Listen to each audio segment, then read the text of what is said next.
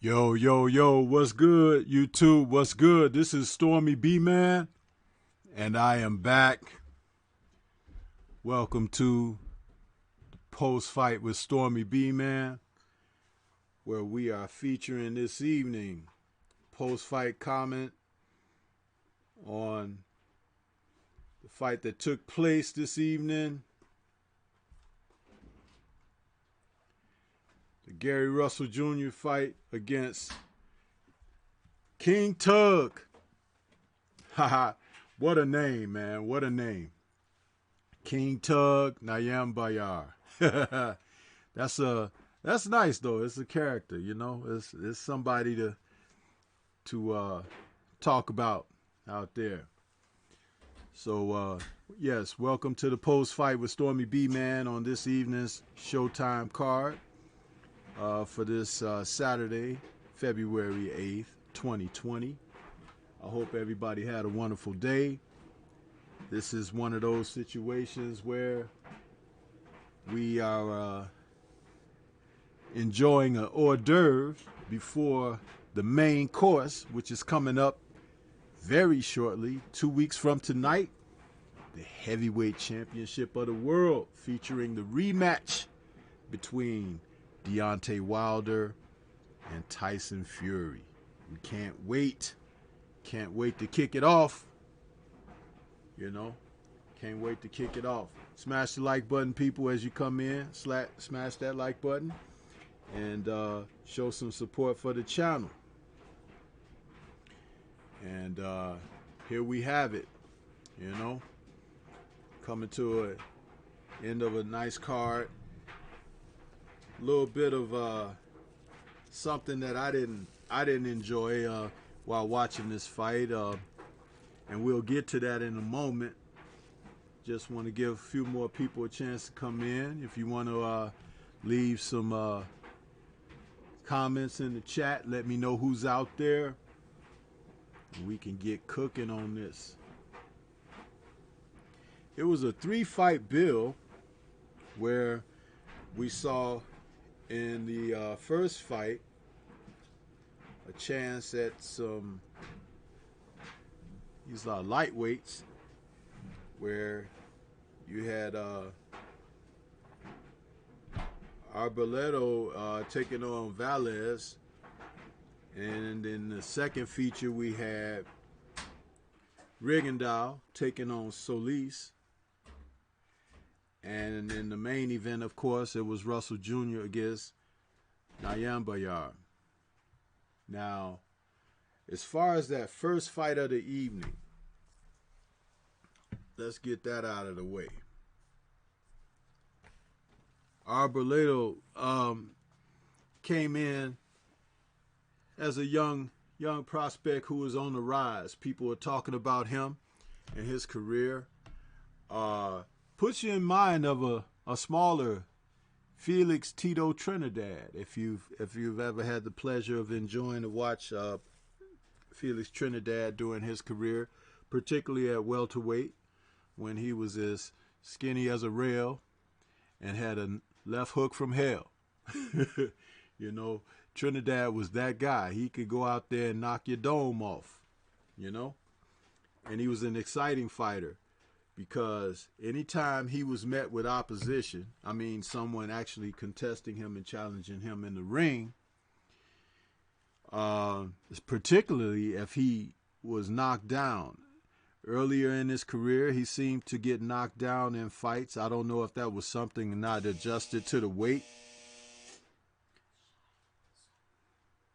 I don't know if that was something not adjusted to the weight or if that was more of he just had the jitters early in fights. But he would rise from the canvas and put a whooping on the opponent that may have dropped him.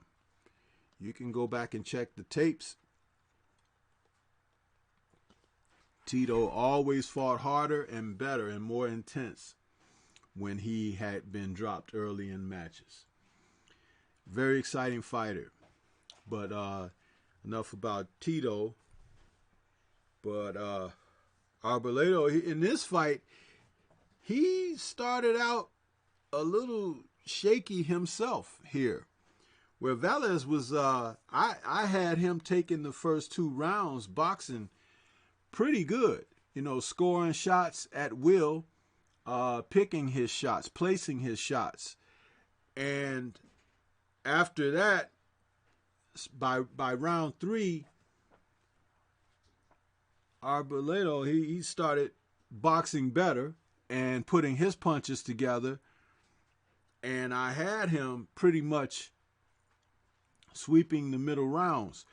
But as the fight turned beyond where he had been before, which I think it was like 9 rounds. I don't think he had fought beyond 9 rounds before. I could be wrong. You could check my work on that. But he started running into some problems. I think he was running out of gas. And as that was profiled, Velez began to come on again. He got that second win. You know, he's a more experienced fighter. And he began to pick it up as far as the last quarter of the fight, the championship rounds included, even scoring his own knockdown in the 12th, which made for a very intriguing set of events with the scoring. You know, as it ended, because of the knockdown, I had this fight scored 114 to 113 with that knockdown that he got, because he had lost enough of the middle rounds and just seemed to be succumbing to the strength of the younger Arboleda. And they had talked about him being dropped in fights himself. And he, at certain points, looked like he wanted to go down, but he willed himself to fight back. It was a good fight for, you know, what may come in the main event. And sometimes the audience, the crowd, gets stirred up when they see these type of fights. Because people, I don't care where you are, if you're a boxing fan, you love to see the ebb and flow of a fight. There might be a guy who's out front, he's having his way, and then something will happen. He could sustain a cut, he can hurt a hand, he could get, you know, hit a certain type of shot that just kind of changes the flow of the fight. And in this instance, I think fatigue was the factor for both men. It came late for Arboleda, and then it came mid rounds for Valles, because as he was battling, you could see he was tired from that strength, and he got the second win. And the younger guy didn't realize the second win could be there for him, so he kind of fought at that same pace, even though he was losing those late rounds. But he fought back, you know. He clinched when he needed to survive, which is something that you never know until your fighter gets in that situation. If your fighter is going to be gallant enough to clinch and hold on and survive, and do just enough to keep a ref off of him as far as looking like you can go on in the fight, that you're alert, that you're aware. And Arboleda, he showed that. And it was good to see with him coming on like that. So, you know, it became a thing where could he last in that 12th round when he got dropped? His legs were like spaghetti, and he was all over the place, slipping and sliding, but he was aware enough to hold on, buy time, and, you know, survive the round. Much respect to him. But there was drama, because as the scores were announced, many people thought that Valles had done enough to come back and win the fight. And that's the problem we have here in boxing. Why don't we get rid of the even 12 rounds and just have 13? One more round. Because unless people are scoring a lot of rounds even, somebody is going to be declared a winner. If they don't want to go a full 15 like they used to do in championship matches, make it 13. The unlucky 13. That way when you score these fights, you know, because it could have been a draw, and I'm glad it wasn't a draw, but I wasn't really happy with, you know, the decision. I didn't feel Arboleda had done enough to win the fight. You know, this guy came back and took the fight from him. And that's what happens sometimes. But such is life. I was glad to see punches being thrown. I was glad to see fighters, you know, trying to make it through a round and everything. Because it's not always, you know, we don't always have those situations where people are definitive with their actions in boxing. And here was one of those situations where you had someone come on and someone fade. So, you know, that's the thing. You know, a person should be awarded victory when they have stood and showed resolve and come back. And actually both men did in this instance. And I'm not trying to come down on one or the other. It was an exciting fight. And it was kind of one of those situations where people, you know, people like what they like. There may have been a host of people for Valles. There may have been a host of people for Arboleda. But I was scoring the fight as I saw it. And I'm speaking on how I was going through the match scoring.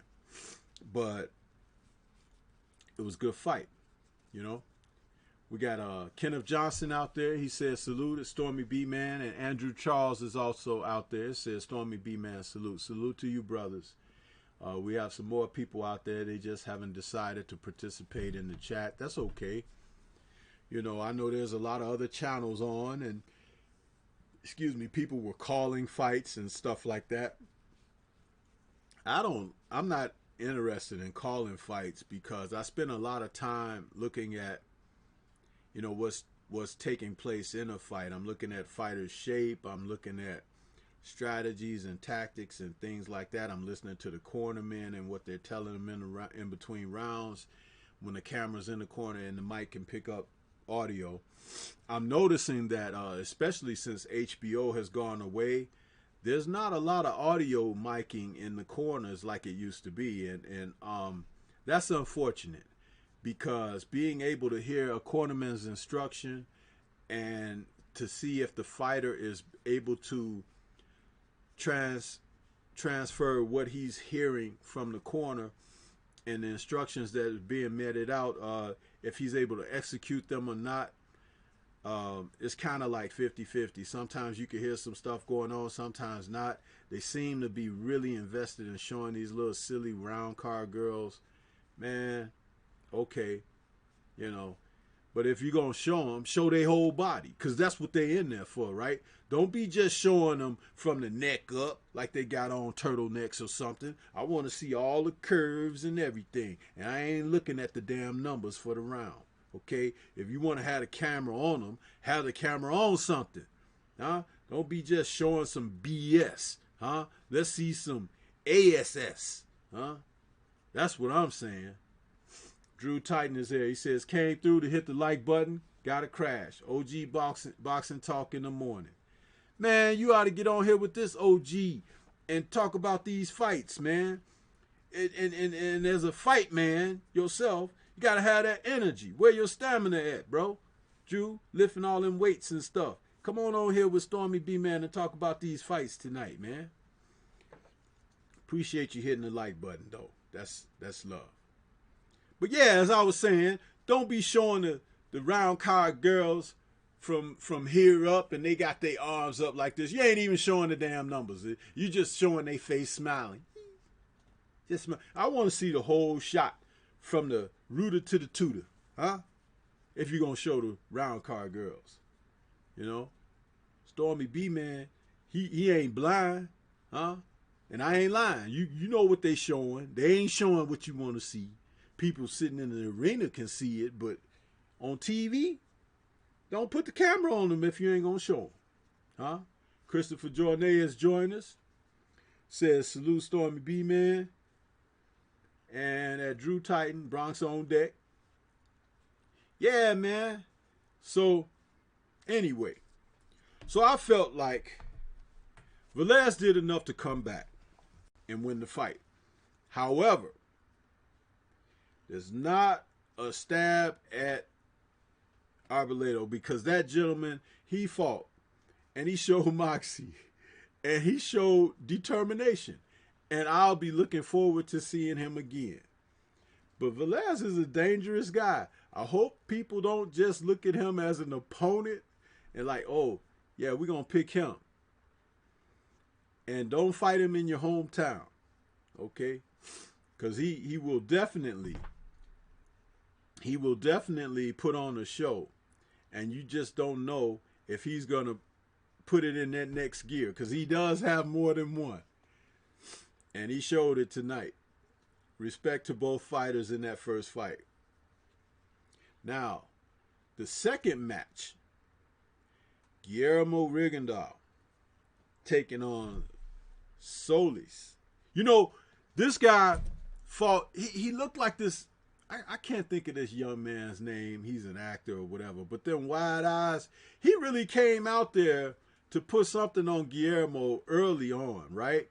He came out, and Guillermo was going to try that strategy like he did in his last fight. Why? You know, he came out there, and he was like, yeah, I'm going to be exciting again tonight. Solis said, you know what? I got something for you, man. And he hit Guillermo with some left hooks, some right hands that made Guillermo rethink what was happening in his career at this stage. You know, he is an aging fighter and has always been a wonderful boxer, whether some people like his style or not. And he remembered, oh, this is why I was boxing in the first place. Hey, as that first round ended, Guillermo stuck his glove out to Solis like, hey, good round, good round. Solis looked at him like, man, I don't want to touch your glove. And Guillermo was like, come on, man, come on.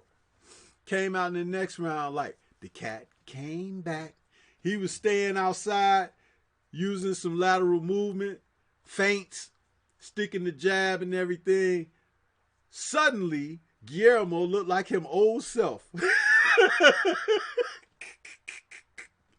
Man, he went out there and started boxing, flicking a jab, doing his little skip move and everything, letting those punches miss him by a few inches.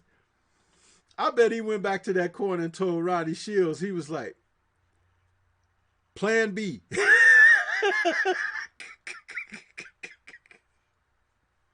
Dude, it was funny as hell because it was not one of those things where it was a hard decision to make. It was like, either I'm going to do me or he going to get me. I was watching that fight, man. It was entertaining, too, because their styles did mesh well. But Guillermo gotta know, man, you just can't stand there with everybody, okay? Because there's some guys out there, if they put hands on you, they can put you in some damn trouble. But it was entertaining. When he started to box and move and fight his normal style, what I noticed about Guillermo was he can control the tempo of a fight, and then the audience started booing him, okay? Now, on the heels of the fight that came before, I can understand how they would take, offense at the style that Guillermo switched to after the first round. But, man, he did what he had to do. And it was the opponent, Solis, it was within him to have to make an adjustment to do some other things. And that did not happen. He kind of found himself fighting the same way. But this is the thing, the building blocks of a knockout. By boxing him like he did, giving angles, giving movement, Guillermo was able to land certain shots with precision and good timing and solidly. Solis was still dangerous throughout the fight. He was still dangerous. I ended up with my final tally of that was I had Guillermo running away with the fight. I had it like 119 to 109 or 108, something like that. But not because Solis was just losing and in a bad situation. He was trying. He was in the fight, and the fight could have been even scored closer. The Boo Birds could have influenced judges and things like that. But I have something I want to say about the Boo Birds that involved themselves in this fight. Let me acknowledge a couple more people out here. We got Curtis Anderson out there. He says, salute 100. Christopher Journay is out there. He says, at Stormybman, they don't want you to mess up your chili looking at the ring girls. I'm going to look at the ring girls. That's what they there for, ain't they? Huh? Shit, I might be married, but I ain't blind. I got eyes. You understand? I even got glasses, so I can see even better. You understand? So, Christopher is saluting Curtis. Curtis is saluting Christopher. And Curtis says, that's true. He's laughing. Jornay is laughing as well. Curtis Anderson says, he tried to Marvin Hagler, the dude, and Solis wasn't having it. You damn right, man. He had to rethink some things, boy. He took Guillermo all the way back to Cuba, circa 1990. You understand? It was like that dude was boxing his ass off. But to get back to what I was going to say about the Boo Birds, right? Now they booing this man. Do you know what you're looking at when you're watching boxing? Because this man has moves on top of moves. I would like to see more variety in his punch output, the type of shots that Guillermo throws. But that straight left, that he throws, man, I mean, he was hitting this guy, and the guy has a great chin, because Guillermo can crack, man. And in one of those rounds, he hit him, and the dude did that little teeter, like it was a solid shot. But the fans, they were booing. And I don't know why they were booing. I don't know why they were booing Guillermo like that, because he was putting on a clinic, man. And it is an opponent's job and duty to take that away or to try to overcome that. I don't think Solis should have went in with reckless abandon, but where was body work? Where was certain other aspects of the game? But when a fighter can box like that, it's reminiscent of when Pernell Whitaker would just shut people out, and he was doing that. Now, late in the fight, he hurt him really bad, and I had him in the 10th round. I gave him a 10-8 round for a knockdown, but Solis was game. He did not come there to lay down. He did not come there to lay down at all. Guillermo was boxing his boots off. And he'd be better served to not try to stand there and be an exciting fighter. Damn the audience. Win this one, look good next time, as the old timers used to say. Okay? Because they'll get your head knocked off. You trying to please what they say or whatever. And if they don't appreciate good boxing, F them. You understand? That's what I like to say about those fans. I was really heated up with that when I heard the boo birds.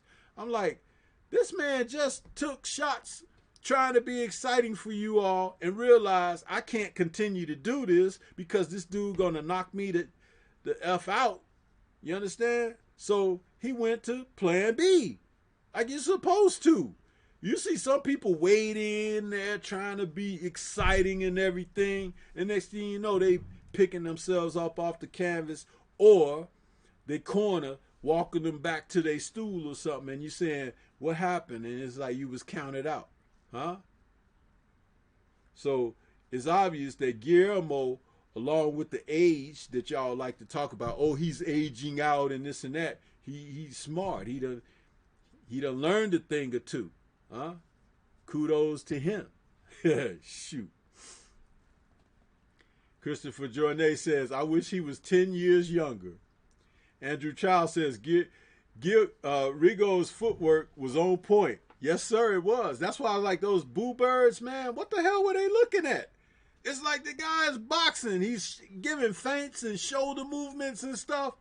And he would freeze the guy and then tag him and then move away from him again. Because the guy had pepper on his punches, Shoot. Those wasn't no leaf blowers, as my man Tyrone Smith would say. Those was like mallets, Hustler Slim says, salute family, salute to the chat. Salute to you, brother. Kenneth Johnson says, the drunk non-boxing fans were the ones booing. It was loud. It was very loud. And I didn't like it, man. I took offense to that. Like I was in Guillermo's corner or something. I was like, these people booing this man. This man is a hell of a boxer. Okay? He even went up a couple of weight classes to face a guy that everybody was talking about he should fight and everything, because the people who were at his weight class wouldn't fight him, running away, vacating and running and hiding and everything, because he was just that good at that weight. And the thing about it was his skill set is so on point that, they don't want to be made to look bad against him. Well, it's boxing. Somebody can always make you look bad in boxing. This ain't have it your way, Burger King. It's like, man, we want to see you do things in the ring. It's like, what is all of that foolishness? Don't understand it, man. Foolishness after foolishness in the sport. And you got these fools out there booing. Yeah, I like to throw some hot water on their asses. Boxing Conversation with Reggie Owens is out there. He says, salute my peoples. Salute to you, bro. And the African Sci-Fi Scholar is out there. He says, salute, hit the like button, family. Hashtag LDBC. Yes, sir. Hit that like button for Stormybman. Appreciate you. Yeah, I mean, if you're booing Guillermo Rigondeaux, man, because he's boxing, why people love Lomachenko? He don't get in there and slug it out with people, huh? He be boxing, giving angles and whatnot, throwing quick shots and getting the hell up out of there. Y'all don't boo him. You should, huh? And not for the same reasons. But anyway, I loved it. That's what Guillermo does. He outpoints people. He makes them look silly. He shakes them up. He knocks them out. He does it a number of ways and is very good at what he does. He shouldn't change for nobody. Good ass boxer right there, bro. Reggie, Boxing Conversations with Reggie Owens says, Rigo fought a beautiful fight, didn't he? When he realized, man, I got 12 rounds to go. I ain't gonna make it if I stand in here with this dude and be trading with him. Plus, he's a little younger, and he got pop, huh? That's like somebody standing there slugging with Deontay Wilder, getting banged from pillar to post. You better get out and start boxing or something and move. It's like, what you gonna just let somebody drive you into the canvas for if it ain't necessary? And you got skills. These fools out here booing. What the hell you at a boxing match for? Go watch them old Western people riding them damn horses and bulls and shit. You know? The African Sci-Fi Scholar says, throw them hot grits, Stormy B. Yeah, man. I mean, when you are graced with someone who has skills like Guillermo Rigondeaux, man, you gotta show that man respect, man. You gotta show him respect. The utmost respect was shown by all of those fools, Frampton, Santa Cruz, you know, all them guys moving away from him in the weight classes and stuff. They don't want to fight him. Huh? They don't want to fight him. That man is out here. And the thing about it is, you know, again, being a Cuban, you know, it's like, what is it about these American fighters in particular, but they're not just regulated to America, that they don't want to fight these Cuban fighters? Is it because they haven't been taught to compete at that level? Because the Cubans have excellent programs that teach boxing, okay, that has stood the test of time. But don't nobody want to fight those guys. You know, look at Luis Ortiz. Same thing. It's racism, man. That's what it is at the end of the day. That you guys don't want to even, you're going to lock them out. Huh? Well, I have an appreciation for good fighters, quality fighters. I don't give a damn about these guys that they build up, by fighting nobodies and never words. And then they try to tell you how pound for pound they are. Get the hell out of here with that mess. The hell out of here with that. It's crazy. Hustler Slim says, Stormy B Man, the people booing were the new YouTube fight supporters. Bunch of stupid ass people out there, man. You know, not recognizing, not being able to identify with true boxing. These guys out there fighting with their hands low, getting touched up, battered, pillar to post and everything, getting upset with one title defense or just a couple title defenses, and then they lose their title because they didn't even know how to fight before they got the title. They had no toolbox. and the box that they carry with them is freaking empty, or got some damn old crumbled up papers in there or some shit. Nothing to tell you about the nuances of the sport and how to go about, how to navigate. Huh? Maybe some old hand pads in there that the stupid trainers was holding up for them. You know, hold them pads up. Slap, slap, slap, slap, slap. Do this routine. Da, da, da, da, da, duck. Da, da, da, da, da, duck. All that stupid shit. That ain't boxing. In case you didn't know. Because soon you get hit right there on that chin and your legs do that thing like that, like spaghetti. Huh? That's when you know what boxing is all about. They don't even teach these young fools how to tuck their chin. Huh? Guillermo didn't get shook like he did in that first round no more, huh? He knew what he was doing. At least he had the sensibility to make the adjustments. He didn't just go wading into danger out there like some of these other fools did. Huh? Like that dude that got knocked out by Teofimo in that recent fight here, huh? He went out there with his chin languishing open wide and his head right on center line. Teofimo could have hit him with that counter right if he had been drunk. Huh. Crazy, man. But I'm glad Guillermo won. And he moved down and got that title. Good for him. Let them boo that.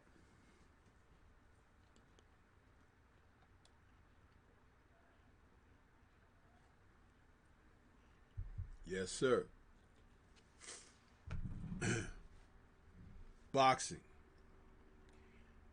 Now, as we move on into the main event, where we saw Gary Russell Jr. take on King Tug, Nyambayar. Now, prior to this fight, I had said that this would be a 50-50 fight. Now, things happen that Gary Russell showed his boxing IQ, ring generalship, just like Guillermo did, but in a different fashion. He did the same thing, but in a different fashion. He established himself, kept himself safe, got out front on points first. Then in the last quarter of the fight, Gary made the situation interesting. Okay? But when he did do that, imagine if he had started out like that. He might not have found the final bell. That kid that he was fighting was a fighter. Gary is a boxer, and he boxed excellently. I will say that. I take my hat off to him, salute him. He performed like a real veteran fighter. He didn't perform like a guy who felt like he had to wear his nuts outside of his trunks. He fought smart. He had a game plan. He exercised it. He executed the game plan, I should say, forgive me. And he showed that he has learned a great deal being a champion and what a champion is supposed to mean. And even though he made the fight interesting in the late quarter, he still had done enough to establish his superiority. But don't sleep on that young man he fought, because there's going to be somebody out there and they're going to do what like Guillermo did in the first fight, and they're going to think they could, oh, I'm going to go in here with him. Don't do that. Don't do that. Because this young man, this fight was a huge learning experience for him. And Nyambayar is going to be back. He's going to be back. And guess what? He can take it on the chin. So I have no doubts that we'll be seeing him again and seeing somebody else go down.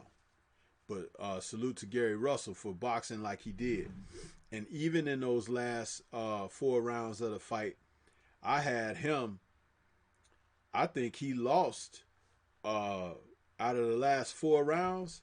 I think Gary lost 3 of those rounds, you know, and even the 12th. So, but he made the fight exciting. He made the fight a hotly contested fight in the last quarter, but he had done enough to establish himself. And the scores that I had with him winning were a wide margin, like 117 to 111. But his opponent is for real. His opponent really is for real. And I got a lot of respect for both guys, and a lot more respect for Gary, because he used he used everything he had. He used his boxing skill, he used his moxie, he used his ring IQ, he even used his heart, okay?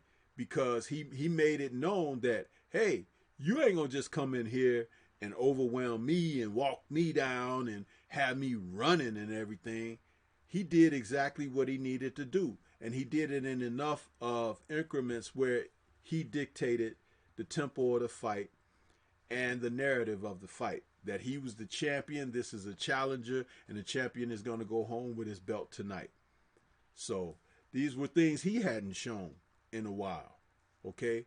He showed it against quality opposition that he was much more superior to, but you could actually see the difference in this was experience. It wasn't talent, it was experience. And there you go. That's how he was able to close the show like that with that experience. You know? So, let's see, we got Christopher Journay says, what do you think Russell should do next, Stormybman? I think we should see him in until, like, 2021. I want to see him again, And Lomo has aged tremendously. He's aged tremendously. Let's see. The African sci-fi scholar says, when Gary, I'm trying to read that. I ain't got my glasses on. He says, when Gary went into high guard and walked him down, he took control. Gary don't need to move up, though. No, he doesn't. He doesn't need to move up. He doesn't need to move up. Andrew Charles says, we will see Nyambayar again, too. That's what I just said, bro. I did say that. Yeah. Curtis Anderson says, Showtime has become very biased toward black American fighters. You notice that? Absolutely, Kurt. Absolutely. And it didn't start with Showtime. It started with HBO. But Showtime has seemingly taken up that mantle even more intently since HBO is no longer around. I don't know what the hell that is about. I can't put my finger on it, but maybe it will be a hell of a topic of discussion one day for one of our live streams, that maybe we could have a united panel, like Smoke City Mobcast or something, and we bring that up as a topic of discussion for the entire show, because that is something that is, you can see it, and those actions have led to us talking about subject matter such as some of these fighters who are non-black fighters avoiding black fighters, that they locking them out of circumstances and money, economics, and trying to create a narrative that leads us to mention Days of Old, Black Murderers Row, and things like that. And this is being done, like I said, intently. And we should have a discussion about that, because the casual observer may not see what we're seeing, but we've been around long enough to take in everything that's going on. When Larry Merchant told Floyd Mayweather live on HBO air that if I was 50 years younger, I'd kick your ass, he should have been fired that night. That night, he should have been fired. When he told Bernard Hopkins a few years before that nobody wants to see him fighting these guys, and why is he taking on these opponents that he could beat and this and that. And Bernard was an undisputed champion, and Bernard told him that that's because I get paid to fight people like this, and you get paid to talk. Huh?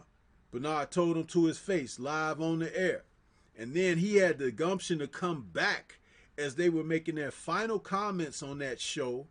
And he was saying about Bernard fighting all of these guys that he could easily beat and everything. But those are the guys that sanctioning bodies were putting up to contest for his undisputed titles. And he wanted to hold on to his belts, so he fought those guys.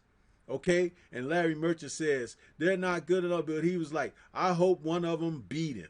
Like, as a bitter-ass, old bitch-ass man. Huh? Larry Merchant. Should have been fired then. Then he should have also been fired for the Mike Tyson interviews that he did and the stuff he was saying about Mike and his personal life and everything. I'm surprised the old fucker lasted as long as he did. Fuck Larry Merchant. If he was 50 years old, if he was 50 years younger, he'd still be 105. Old bastard.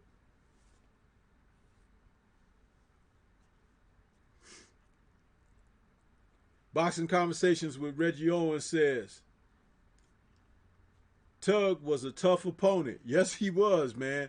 Anybody thinking that, Gary easily handled this dude and everything. He didn't easily handle him. He handled him with a lot of guile and a lot of ring generalship and ring IQ, because that was what was on display. More than his boxing tonight, Gary was smart. He made sure that he kept at a certain distance so that certain shots that were debilitating weren't taking a hold of him, and he kept himself active enough and gave enough angles and leverage and movement that this guy could not plant his feet to get those real good ones in on him. Just when he thought that he was going to be able to nail Gary, Gary would do something to take it away from him. That's boxing, man. That's boxing. That's why I said those are the kind of things we didn't see from Gary a while back, you know. But it makes a difference when a guy can compete like that, because it shows you that he brings more to the ring than just being gloved up and throwing shots out there. He's really working it. And like I said, salute to Gary Russell Jr. He showed me a lot tonight, and he's ready for any of those guys that don't want to fight him at his weight class. I don't want to see him move up. I want to see him fight them guys that's running from him, so he could take everything they got away from them. Huh? Stormybman got a little bit of a runny nose. I don't know why. But, yeah. That's what I want to see. You know. Jupiter B says, salute. And, excuse me. Kind of jumped up on me a little bit.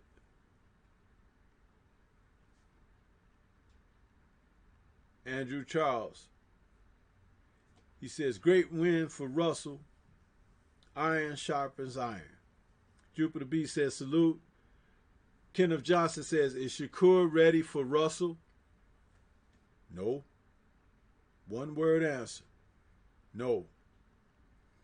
Russell is such a veteran of boxing right now. He could give Shakur riddles that his talent can't equate to. He showed me that tonight. He showed me that tonight. All that I would give Shakur at this time is a puncher's chance against Gary, but Shakur, it ain't like he punches like King Kong or something. You know what I'm saying? He need to go on, keep on developing, because he's another one out there that they done guided him to a title before he really learned how to fight. Yep. D. Hodges says, what up, Stormy? And chat, LDBC, salute. And Nassim the Dream is out there. He says, salute, Stormy B, man. Salute, fam. Yep. And, oh, Uh-oh, it's moving on me again. Uh, Nassim is saluting all the brothers out there, and he's laughing. And Shadow 979 says, salute Stormy B Man. Salute to you, Shadow 9. What's going on with you? Nassim the Dream says, Larry has been a hater for a real long time. Yeah, man. Yeah. I'm just glad he off the air. You know? Fucking vampire ass. He looked like he about fucking 2,000 years old. Motherfucker still look the same. He must be eating, you know, drinking blood or some shit. You know? Hustler Sam says, now seeing the dream. Yes, sir. Curtis Anderson. Salute to the historian. And what else we got? The Scene of Dream says, Gary took that dude's strength away and showed good ring generalship. Yeah, that's what I've been talking about, man. Because this is the one thing about boxers. I don't give them that type of credit until they show it. You know, and I saw this kid going into that fight tonight with, he's one of those guys, going in, he had 11 fights and 9 KOs. But he's got something. And we know that Gary has been fighting guys outside of Lomachenko. This guy was probably the next talented guy that he fought. And he took him apart with what he has, his skills, his level. He raised the bar. But this opponent tonight, Nyambayar, is going to be better as a result of that. So look out division, you know. And you guys will call yourself running from Gary. Now you're going to have to run from that dude too.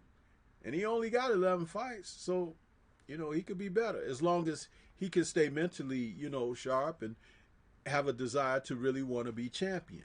He'll be like the Jason Rosario of that division, you know. So, what else we got? BBG has joined us. He says, salute to Stormy B-Man and the chat. Salute to you, bro. You guys that are just coming in, please smash the like button and let people know that get those likes up, man. Nassim the Dream says, Gary is going to give these dudes hell. They're staying away from Gary for a reason. Well, yeah, he's a skilled fighter, you know. And I will say, off of this performance this evening, he showed me he's a complete fighter. A complete fighter is someone that is hard to deal with, man, on any level. Hard to deal with, you know. Boxing Conversations with Reggie Owens says, shit, Gary Russell showed that he has a strong chin. Shakur ain't hitting hard yet. Yeah, that's what I'm saying. He has a puncher's chance, but that's not something he even does well yet. Shakur can box a little bit. He's very talented and everything, but there's a lot of schooling for him out there. If they don't navigate that field correctly, he may step on the landmine. I warned and guarded against that, about him going in for that title so fast. These networks want these guys to have titles and stuff so they could put them on as championship fights. But the guys don't hold the titles for any length of time, because anytime they run across somebody that can fight a little bit, it becomes a life and death struggle for their ass. Huh? It becomes a life and death struggle. Why are you struggling? You 22 years old and you struggling in a match because you ain't learned what you need to learn yet, man. The titles will be there. They'll be there for someone real to come and collect them. Yeah, you'll have guys changing belts. Like I said before, you get in there and the guy be talking about, here you go. There's the belt. They handing it over. They pass the belt around like somebody say, hey, man, you got a cigarette? Oh, hey, you got another piece of gum? Hey, that's how they pass the belts around. So why not hone your craft, develop, learn how to beat styles? Huh? No. And with that little bit of training that they learn, you know, still got the chin hanging out there, hanging over that front knee and everything. Don't know how to tuck it. Huh? Hand low, left hand way down here by your waist like you rubbing your knee. Huh? There's nothing but dark drama in your future. if you one of those dudes. Dark drama. Yeah. Hustler Slim says Stevenson is nowhere close to being ready for Russell. Russell is a great all-round vet at this point. And listen, how long has he had his belts? Every bit as long as Deontay Wilder, right? Since 2015. Those two guys have been the longest reigning champs.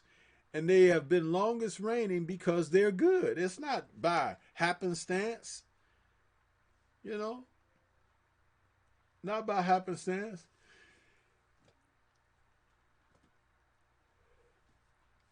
Boxing Conversations with Reggie Owen says, Larry Merchant used to get punched on by black kids when he was growing up.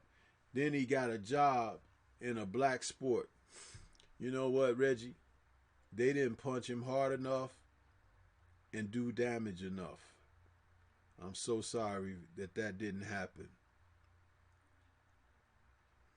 Nassim the Dream says, Stormybman, that's a fact. They're going to have to watch out for this dude as well. Just like Floyd made Canelo better, sometimes a loss can make you better if you have learned from your loss.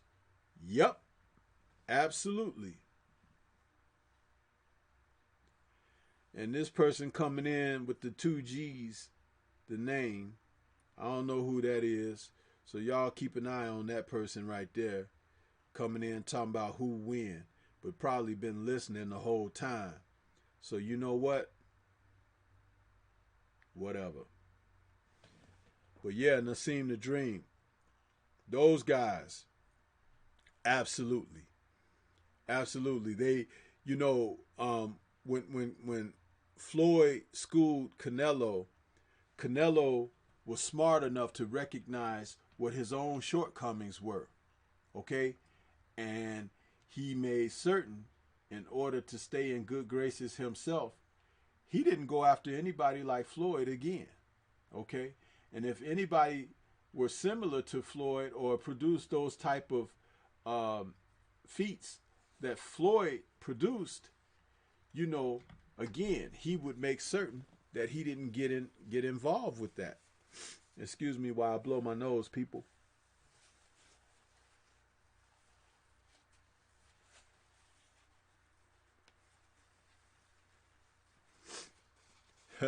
Boxing Conversations with Reggie Owens is laughing. So is Christopher Jornay, says 100, and Shadow 9 too. Yeah, man. That's all it is. You know what I mean? It's like, dude, you don't have to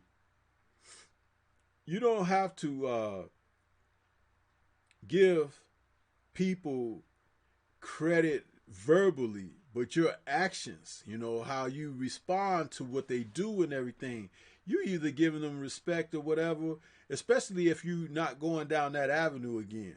If you're going down that avenue again, you either got a brick ass head to learn lessons in life, or you're actually trying to put yourself in a position to measure up and overcome. But a lot of people don't understand that. Mr. Tiptoe is out there, says, salute family.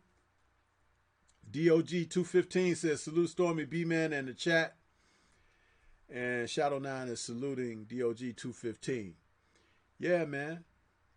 So, you know, let's look at it like this. Tonight we saw 2 wonderful displays of boxing from 2 different type fighters. Guillermo Rigondeaux and Gary Russell Jr. 2 different type fighters, 2 great champions who have a full toolbox, okay? And they go out and execute their game plans in a manner of which their skill set, their boxing IQ, and ring acumen is on display, okay? And they did that both excellently for each of their fights tonight. You can't take that away from them, okay? The only thing that you could try to do is keep fighters away from them. And that's not their fault. That's those fighters who want to be, you know, who want to avoid.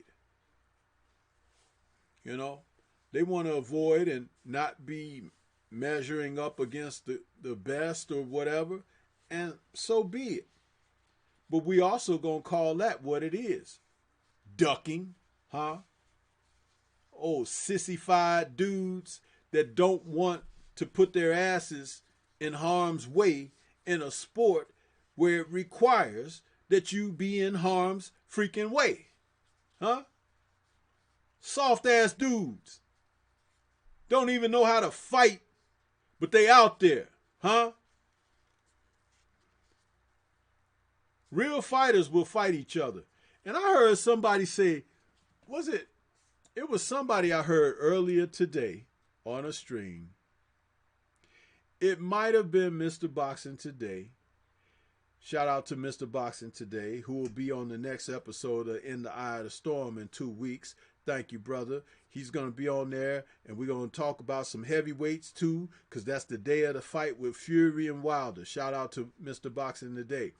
Then also, the other person that it could have been that I heard talking about this, it may have been Blood Boxing. Shout out to Blood Boxing. When he said that when Roy Jones and James Toney and those guys fought each other, they were in their 20s, their early 20s, 24, 25 years old, man. They wasn't 30, 35 fighting each other like these sissified dudes do today. They were fighting as they were entering prime, okay? Which made for great fights and also possibilities of rematches because they were young enough, strong enough to get it on again. These guys today, they don't even fight nobody halfway tough. And they 25, 26, 28, 29 years old. Ain't never been hit a good shot in all the fights that they have. They might have 30 fights and 26 knockouts. But who was they knocking out? Huh? There's a number of these guys who were on Olympic teams. They were, amateurs who faced each other in the AMs and everything. They ain't even trying to fight each other in the pros. You might have dropped three decisions to a guy in the amateurs. So in the pros, you don't want to fight him at all. Whatever happened to, I got to get him back? Huh? Lennox Lewis stopped Riddick Bowe in the 88 Olympics, won the gold medal. Bowe didn't even want to get him back in the pros after he had beaten Evander Holyfield, a real warrior, a true heavyweight champion. Huh? Didn't even want to fight him, threw a belt in the garbage. And now he walking around mumbling and everything, talking about, I should fight Lennox right now or whatever, because he's embarrassed about his actions. Huh? That pussyfied shit that he did 20 years ago is going to haunt him to his freaking grave. And in the meantime, Lennox Lewis can enjoy the accolades of having been the undisputed heavyweight champion of the world, along with the reputation of having defeated every man he's faced in the ring professionally, even including those men who had a victory over him. So he's defeated them. Huh? That's where you say cream has risen to the top. Huh? Riddick Bowe, he's in the bottom of that damn garbage can where he left that WBC heavyweight title. That was him and Rock Newman. Stupid ass Rock Newman supposedly advising Riddick Bowe. Where the hell is Rock Newman at today? See, that's what happens when you listen to stupid ass people, because they're going to keep you from generational wealth. They don't care about you. They care about themselves. And you want to have them as managers and advisors and all of this shit. And look at how they stack their deck, and you be sitting over there bumming and scraping for crumbs or something because you wasn't smart enough to understand what this shit is all about. Eddie Futch was going to walk away from your ass anyway. Okay? But people begged him, can you please? And he helped your ass become heavyweight champion of the world. But you were so fucked up that you couldn't stand on principle. Okay? You go out there and you fight Fucking Lennox Lewis. If you lose, you fucking lose. You get a fucking rematch. You're the undisputed heavyweight champion of the world. You throwing the fucking belt in the garbage? Do you know how people have fought, bled, for those damn titles? That's fucking stupid. And now you got motherfuckers out here today, they won't throw the belt in the garbage because the sanctioning bodies and stuff had created other avenues for them to do shit. Stupid. Not representing properly. So yeah, I see Lennox Lewis, I say, salute, champ. You were one of the best to do it. I see Riddick Bowe and I say, uh-huh.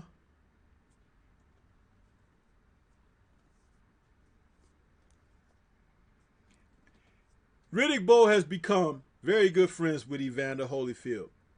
There's a brother out there that's always interviewing them at the heavyweight factory and everything. I want him to ask Evander Holyfield, Riddick Bowe's down brother, right? I want him to ask Evander Holyfield, Evander, when Riddick Bowe threw that damn heavyweight championship belt, the WBC title that he won off of you in a grueling classic heavyweight championship fight, when he threw that belt in the garbage can, how did you feel about that? That might be the end of their friendship right there, with Evander telling the truth about how he feel about it, because Evander will tell Riddick Bowe the truth about every damn thing, including when him talking about he wanted to make a comeback. Y'all should go look at the damn recordings of what Evander had to say about that shit. Evander come clean and said, hey, when he was in there sparring with Andy Ruiz Jr., he was like, this young man running me out of the damn gym. He was like, I knew it was retired. It was time to retire. He was like, I was like 45 years old. He was like 19, 20.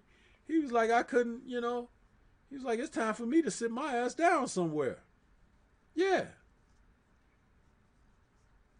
The winner of Lennox Lewis and Riddick Bowe professionally could have ruled the division for the rest of the generation. Huh? Lennox ended up doing it anyway. But Bowe, why you didn't want that get back from the Olympics, bro? Now we got people out here today. They don't want to fight each other. Huh? Same shit. And they don't realize when it's all over and the fanfare has ended and the fucking money done run out from the network deals, huh? Then they gonna realize, oh, I want to make a comeback. Fuck you ain't. Nobody want to see your ass. You wouldn't even fight people. Michael Nunn been interviewing lately. He still want Roy Jones because Roy Jones avoided him, huh? Now, for you Roy Jones lovers out there, tough fucking tamales. He avoided Michael Nunn. Michael Nunn was on scene before Roy Jones. And for all the greatness that Roy had in his fights, there was one guy he avoided. Michael Nunn. You know why? Because Michael Nunn was better than Antonio Tarver. Okay? Frankie Lyles. Huh? Murky Sosa. And everybody know that watched boxing back then, Murky Sosa was a hell of a fighter. But Michael Nunn whooped all them dudes. Where you at, Roy? Huh? I'm just saying it like it is, bro. Just saying it like it is. You don't have to like it, but I said it.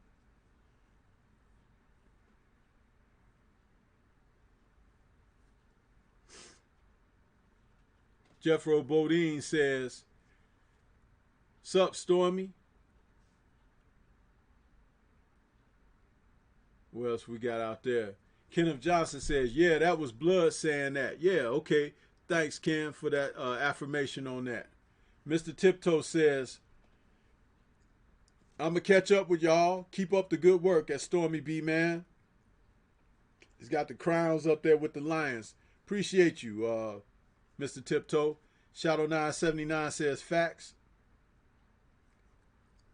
Yassine the Dream says, the same thing AJ will face 20 years down the line. His legacy will be read he ducked Wilder and turned down the biggest guaranteed purse in boxing history, $50 million that he asked for. Yes, He asked for it. It ain't like Deontay chased him around with a bag. That's what he asked. He said, "Well, 50 million might do it for me." And then, they boom, cha-ching. And he was like, "I don't want to sell my soul for $50 million. Get the fuck out of here, you punk ass dude. Punk, man. And how you like when you go out and people just call you a ducker, or you just, you soft or whatever. You content with that shit? Go sit your ass down somewhere, AJ. You just one of these guys that I'm talking about. You're going to be just like Riddick Bowe down the line, groveling. You're going to be trying to challenge somebody in your fucking late 40s and shit, and ain't nobody going to be thinking about your ass.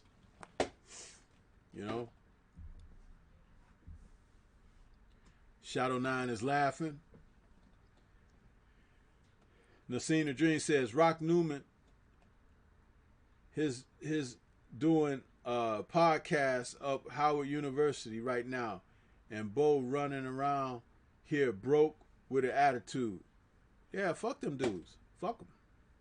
Their careers are exactly where they need to be, mired in mediocrity. That's it.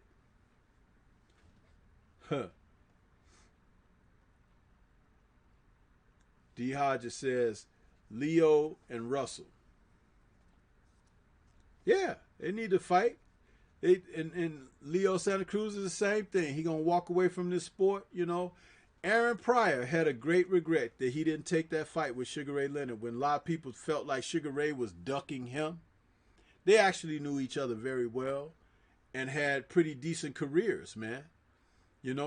But Aaron, listening to his promoter or his manager or whatever, just like Riddick Bowe listening to Rock Newman, didn't take the fight. They offered him a certain amount of money, and he thought he was above that. But he went to his grave wishing that he had taken that money for the Leonard fight. And Leonard took the fallout that, he ducked Aaron Pryor. Now, it would have been a great fight, but it's one of those fights that you won't know until it's on paper. It looks, hey, who you like is who you got and who will win, right?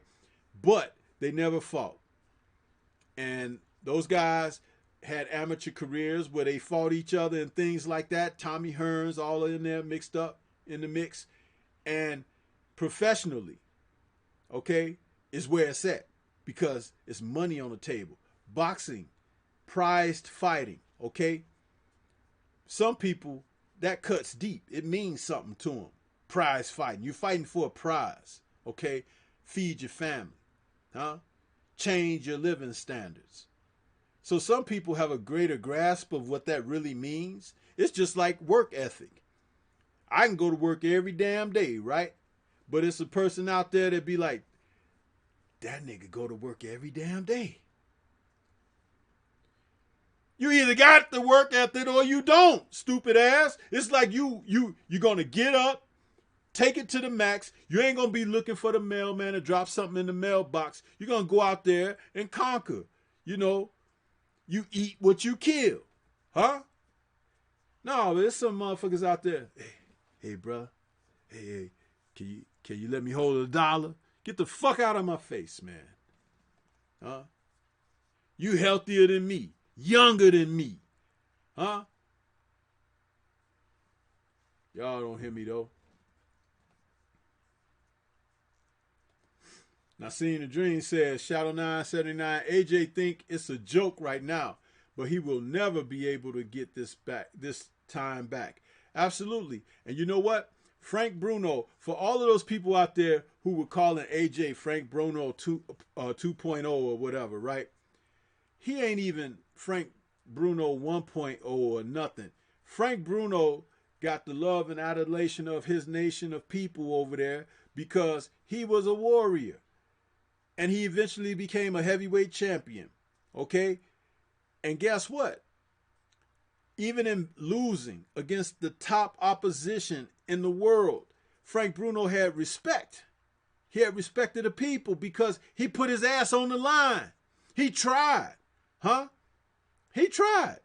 There's a number of people that didn't fight Frank Bruno because of Frank Bruno being a dangerous fighter. Okay?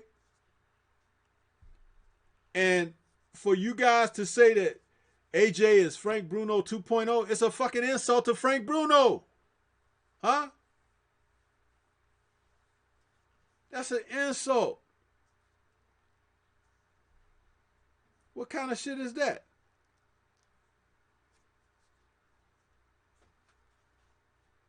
Ducking ass dudes, man. They soft. Tissue paper ass dudes. Wet tissue paper ass dudes out here. That's right, I said it.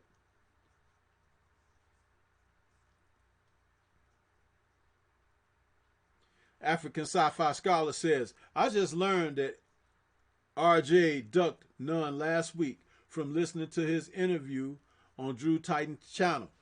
Well, you know, African Sci-Fi Scholar, that's why you need to listen to us, bro. When we, you know, you got people out here, you got Scrapbook Boxing, okay, you got Blood Boxing, you got Kurt Sugar, you got myself. We be talking about the old fighters and stuff all the time. Don't nobody want to tune in and listen to that.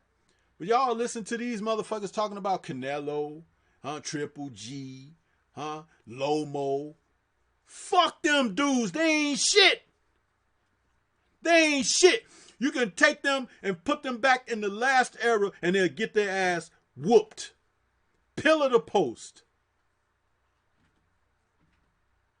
These guys ain't shit. Juan Manuel Marquez and his you will whoop the shit out of Lomachenko. Triple G and Canelo couldn't get past James Toney. They couldn't get past RJ. Michael Nunn. They couldn't get past those guys. And we ain't even went back further to the Hagglers or anything, just recent champions. These guys are, you know, it's a shame. That's why we when we talk about boxing, we talk about these historical figures, and you go back after 8-9 years, you're getting into history, okay? Because it's still within that decade, 8 years or whatever. But when you say 10, you can start counting back. You're getting ready to go back a generation after that, okay? So just think about when you was 10 years old, who was the world champion at different weight classes, and you taking in that information, and you think back, and you say, well, damn, RJ was really good. They called him the fighter of the 90s or whatever. He was the fighter of the decade. Yeah. But then somebody tell you about Michael Nunn. And you go back and you look at film on Michael Nunn. Michael Nunn was as smooth as Muhammad Ali at middleweight.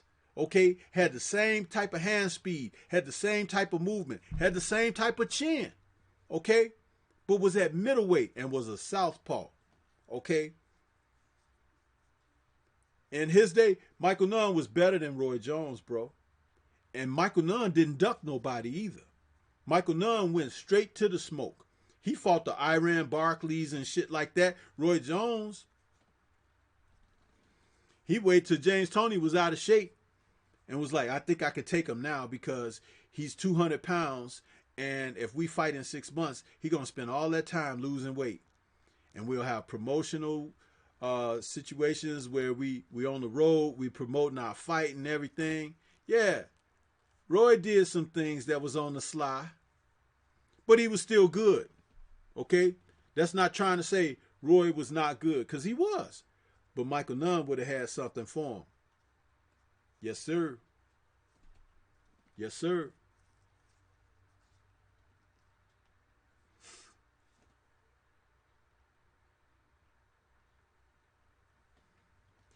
Bond South Detail says, add Canelo, Duck, and Jamal Charlo to that list. Absolutely. Canelo done ducked so many fighters at different weight classes, he has a laundry list now. DOG 215 says Bruno had heart. Absolutely. And he had a big ass right hand too. Bruno knocked out a lot of dudes, man. And the guy who had the anvil chin, Oliver McCall, who was Mike Tyson's #1 sparring partner because Tyson couldn't knock him out and he could hang and deal with everything that Tyson gave him, and Tyson didn't want to fight Oliver McCall in a professional fight. Bruno won his heavyweight title from Oliver McCall. And I guarantee you, AJ couldn't last 5 rounds with Oliver McCall, if y'all want to call him Bruno 2.0. Frank Bruno beat Oliver McCall, a legitimate heavyweight fighter and champion, for the title. Oliver McCall knocked out Lennox Lewis. Yeah. How about that? And Frank Bruno, who lost to Lennox Lewis, beat Oliver McCall. Yes, he did. History lesson. Kenneth Johnson says, facts. Shadow 979 says, Frank Bruno got more heart than AJ.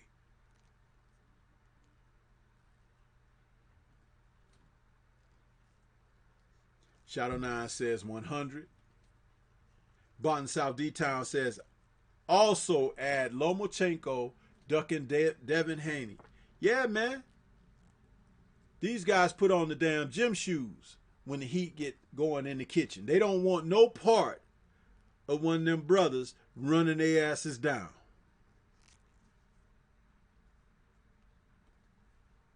Listen, you got guys like Arturo Gatti, Mickey Ward, who would have handed Triple G, Canelo, they lunch, okay? And they ain't brothers, okay? Gotti, Ward, huh? You want to talk about Lomachenko? There was a guy called Wayne McCullough. Wayne McCullough will whoop his ass. Lomachenko.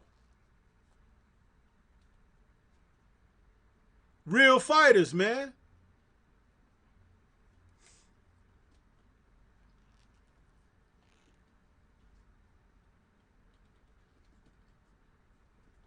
Yep. Lomo wouldn't be able to get past Prince Nassim Hamed. Huh? Let alone guys like, Juan Manuel Marquez or Barrera, Marco Antonio Barrera. Real fighters. Kevin Kelly. Huh? These guys will smoke his ass like a pack of cools.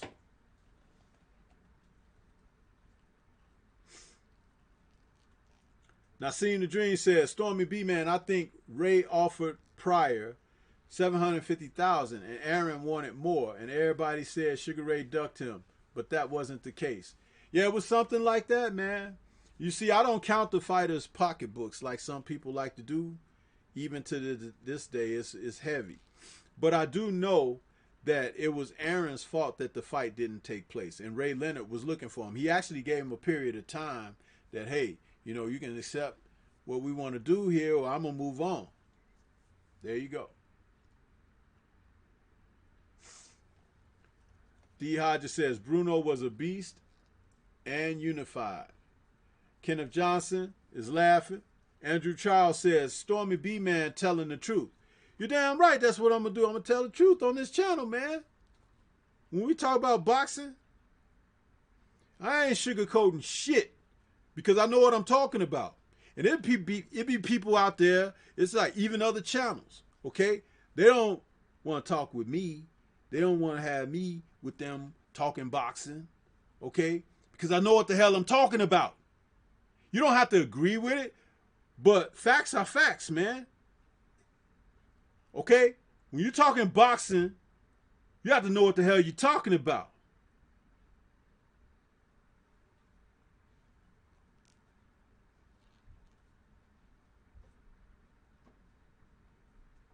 Nassim the Dream says, yep, Frank Bruno fought Tyson and Lennox Lewis.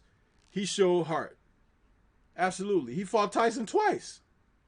People make fun of him walking to the ring in the second fight against Tyson, crossing himself and everything. He was trying to pump himself up, man. He knew that Tyson and what Tyson meant coming back out of prison and everything. He's like, if I beat this guy, if I just beat this guy, I could garner that respect That, you know, I didn't ridicule him. Frank Bruno got in there. How many guys didn't want to get in there with Tyson? How many guys got in there with Tyson and just fell apart and fell to pieces before the fight even got going good? Huh? Absolutely.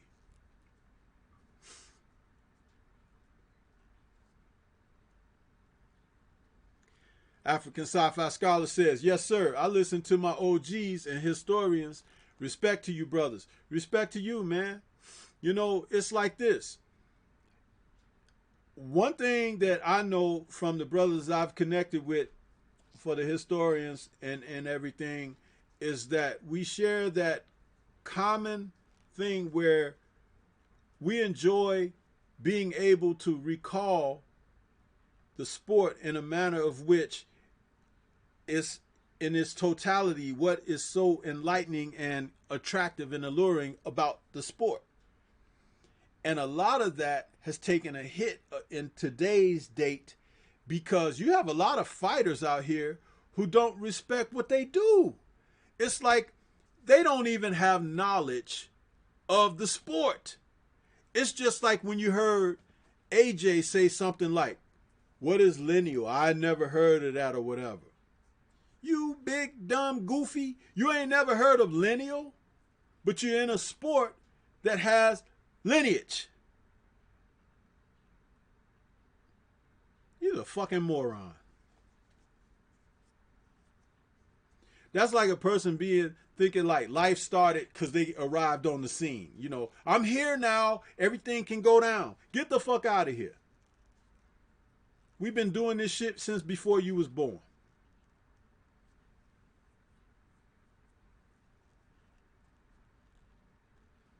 Retro Boxing and Documentary says, shout out all y'all. What's going on, Blood? How you doing, bro? D. Hodges is out there. He says, Frank Bruno fought Tyson. That was the Wilder of his time. AJ a hope. You know it. Blood says, big up, Stormy. Big up to you, bro. I'm holding it down for you. I'm out here. I've already shouted you out, bro. And we talking about how you and many of the other brothers, Scrapbook, Curtis Anderson, try to keep these people abreast on what holds the sport together, man. It's a bunch of assholes and wet paper towel ass dudes out here, man. Soft shoe motherfuckers that don't understand what boxing is really about. Praising people who don't deserve no fucking praise at all. They deserve a fucking foot shoved in their asses.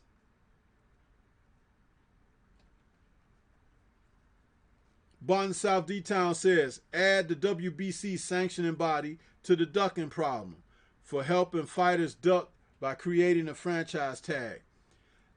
That Mauricio Suleiman guy, he's bad for boxing. And like I said many other times, I bet his dad would be turning over in the grave if he saw some of the decisions that he's made. That doesn't mean his dad was crystal clean himself, but he has taken the shit in a total opposite direction. DOG 215 says, Frank wasn't scared of Vegas either, unlike that diva rep in the UK. Oh man, Frank Bruno was a good fighter. And you look at who beat Frank Bruno. When you talk about guys like Bone Crusher Smith, Tim Witherspoon, those was real fighters, man. Shit, you ever seen Tim Witherspoon throw that damn overhand right and land on somebody's head or jaw? I think he broke a guy's face landing that damn overhand right on a Tuesday night fight episode. Damn near killed the dude. Had to have his whole shit wired. Bone Crusher Smith, another monster puncher in the division with a college degree, by the way. Huh? Knocked Frank Bruno out. I got it in one of my intros for one of my videos. Beat the shit out of Frank. And Frank was a hard guy to put on the canvas. Witherspoon must have hit him with that overhand right about 4 times before he finally went down. And it took a series of a fusillade of punches from Bone Crusher, okay, that put Frank Bruno down. Lennox Lewis never put him down on the canvas. Frank was still standing on his legs. That means he got strong legs, strong foundation, okay? And he got hit with some hellacious punches by Lennox Lewis. So you guys want to talk about Frank Bruno and AJ being Frank Bruno 2.0? Get the fuck out of here. Huh? How many times did Andy Ruiz Jr. put AJ on the canvas? And Andy Ruiz was never noted for fucking punching power. But AJ was on the canvas every time you look around. The motherfucker was laying down a second and third, fourth time. Huh? Fuck out of here, man. You guys are stupid, man. Praising these old shitty ass fighters.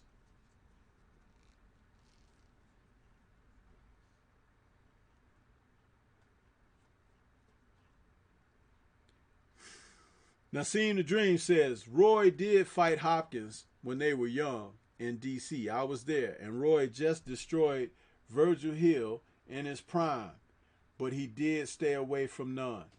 Virgil Hill was not in his prime when he fought Roy.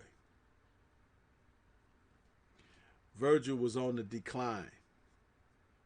Big time. Virgil had lost to Tommy Hearns.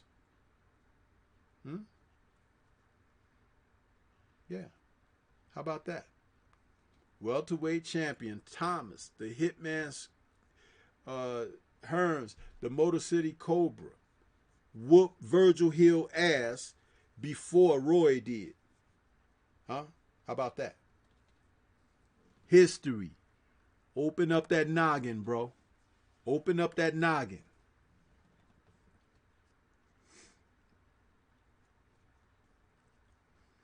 You know, I get real upset hearing you guys toast these fighters who ain't worth a damn. Okay? They ain't even learned how to fight yet, but they got trinkets, belts around their waist, holding on their shoulder. You see these fools, every time they win a fight, they put that belt on their shoulder like it's a badge of fucking honor or some shit. You know what the badge of honor is? When you have laid to waste motherfuckers that's at the top of the sport, huh? Everybody who thought they was a badass or whatever, when you done went through them, huh? And whooped their asses. They was all on your level. They was all like you. But you went out there and whooped their asses. That's a badge of honor right there. You know, have your fucking checklist. Oh, yeah. I got Canelo. I got Triple G. I got Charlo. I got fucking, was it Billy Joe? I got those guys. Huh? Not a motherfucker that work at Roscoe's Chicken and Waffles, you know, and moonlight as a boxer, you know, on the weekends and shit. Bond South D-Town says, Stormybman, on a 10 featured, on a 10 feared heavyweight fighters, where would you put Luis Ortiz because of the way he's being ducked? Luis Ortiz, I consider him in this era like George Foreman. Motherfuckers don't want none of that. And he's a southpaw. Because Luis King Kong Ortiz can box, but he can also punch. He's got fast hands. He's light on his feet. Okay? And he has decent defense to keep himself out of harm's way. The only problem is now that he is really aging out. And he has been around since the last portion of Vladimir Klitschko's era. So just like Tyson Fury was given a shot against Klitschko, Luis Ortiz was there to get that shot too. When Bryant Jennings was given a shot against Klitschko, Luis Ortiz was right there too. When you saw that fool, the Nigerian Nightmare, get a shot against Vladimir Klitschko, Luis Ortiz was there too. He was there that long ago. Why ain't nobody fighting him? And here it is, Deontay Wilder has fought the man twice in the past year and a half, almost 2 years. He's fought him twice. And whooped his ass twice. So how good is Deontay? And don't nobody else want to face the man.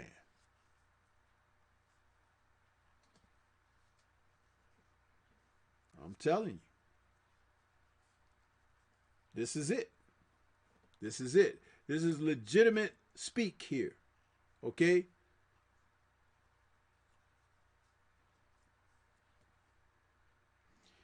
Big George was formidable.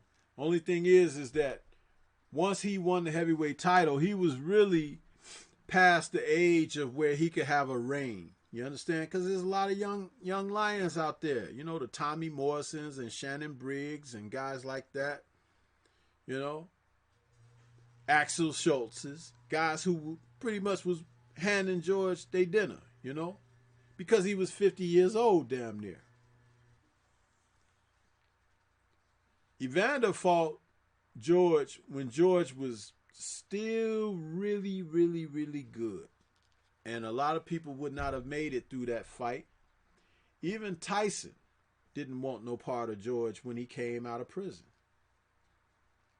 Tyson famously told Don King, "You want me to fight him so much, you fight his ass." That's because Cus D'Amato told Tyson when Tyson was a very young guy, studying fight films and everything. He said, George Foreman is the type of fighter you stay away from. Because George is a mean SOB. You saw what he did to Joe Frazier? He bounced Joe Frazier off of that canvas in Jamaica like he was a fucking beach ball. And Joe Frazier was way tougher than Mike Tyson. Way tougher than Mike Tyson. Way tougher than Mike Tyson was Joe Frazier. The greatest. Muhammad Ali said, "If I ever been called to a holy war, I want Joe Frazier fighting by my side." That's the highest respect that a man like Ali can give another fighter. Okay? And he didn't say it for laughs. He didn't say it playing around. He said it because he understood what type of intestinal fortitude Joe Frazier had. You can hang your hat on Mike Tyson being, as it was once said, a serial buttocks fondler more than you could him beating a great champion from history. But y'all hold him up to high regard. But if you listen to the shit that comes out his mouth, he'll have you believe that AJ is worth looking at. When you got another champion over here going on his 11th title defense and he won't even fucking mention his name. What kind of bullshit is that? And he's supposed to be a historian himself, you know, Mike Tyson.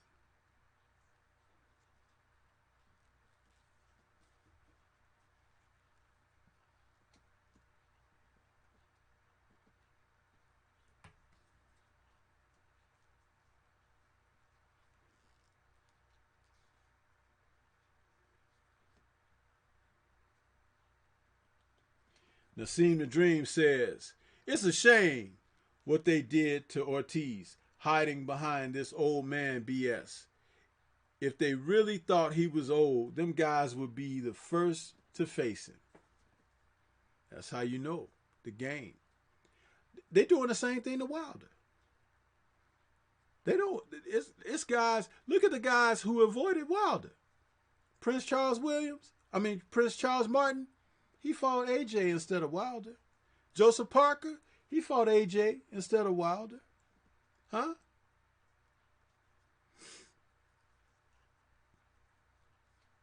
These guys, what they do. Deontay can knock your head off. And you rather go fight somebody that you can possibly go to a decision against or whatever than to go out there with a guy that can fucking make you look like the headless horseman.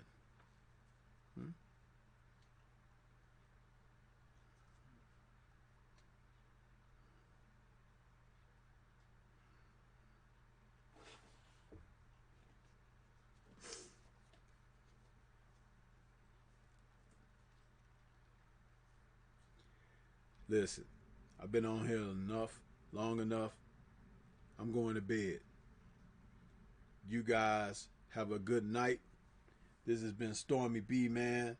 I'm through talking.